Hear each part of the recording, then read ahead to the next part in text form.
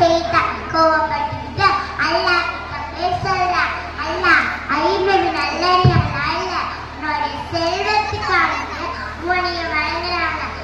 செல்வத்துல போய் வாங்கிட்டீங்கன்னா உன்னைய வணங்க மாட்டாங்கன்னு சொல்ல, உன்னைய வணங்க மாட்டாங்கன்னு சொல்றா.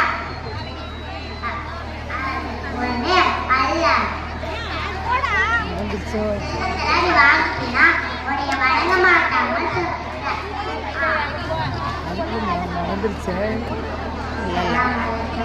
அல்லா